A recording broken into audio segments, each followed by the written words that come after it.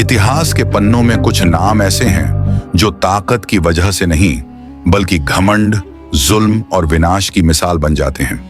फिरौन उन्हीं में से एक था, एक ऐसा शासक जिसने खुद को सबसे बड़ा रब कहा, जिसने इंसानों को गुलाम बनाया और जिसने सच्चाई सामने आने के बावजूद उसे ठुकरा दिया। यह कहानी किसी कल्पना पर नहीं बल्कि कुरान की प्रमाणित आयतों पर आधारित है। एक ऐसी कहानी जो आज भी इंसान को चेतावनी देती है। फिरौन मिस्र का बादशाह था। कुरान बताता है कि वह जमीन पर घमंड करता था और लोगों को अलग अलग गिरोहों में बांटकर कमजोरों पर जुल्म करता था। वह बनी इजराइल के बेटों को कत्ल कराता और उनकी औरतों को जिंदा छोड़ देता। सूरह अल-क़सस 4, यह उसका डर था कि कहीं सच्चाई उसकी गद्दी न छीन ले। उसी जुल्म के दौर में अल्लाह ने हजरत मूसा अलैहिस्सलाम को चुना। अल्लाह ने उन्हें नबूवत दी और फिरौन के दरबार में सच्चाई का पैगाम देकर भेजा। मूसा अलैहिस्सलाम ने उसे एक अल्लाह की इबादत की दावत दी और कहा कि बनी इजराइल को आजाद कर दो। लेकिन फिरौन ने घमंड में कहा, मैं तुम्हारा सबसे बड़ा रब हूं। सूरह अन-नाज़ियात 24। अल्लाह ने मूसा अलैहिस्सलाम को साफ साफ निशानियां दी। उनका अस्सा सांप बन गया और उनका हाथ रोशनी से चमक उठा। ये जादू नहीं थे बल्कि अल्लाह की खुली निशानियां थीं। सूरह तहा 17 से 23। फिरौन सच्चाई समझ चुका था लेकिन उसका घमंड उसे झुकने नहीं दे रहा था।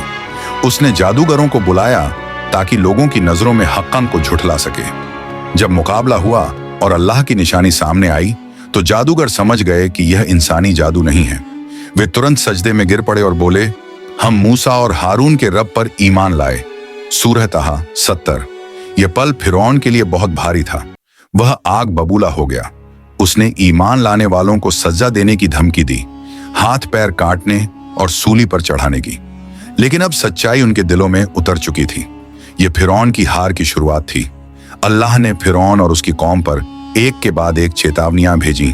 कभी सूखा, कभी टिड्डियां, कभी जूं, कभी मेंढक और कभी पानी का खून बन जाना। सूरह अल-आराफ 133। हर बार फिरौन वादा करता कि अगर मुसीबत हटेगी तो वह ईमान ले आएगा और बनी इजराइल को छोड़ देगा। लेकिन जैसे ही मुसीबत टलती वह फिर अपने वादे से फिर जाता। आखिरकार अल्लाह ने मूसा अलैहिस्सलाम को हुक्म दिया कि वे रातों रात बनी इजराइल को लेकर मिस्र से निकल जाएं।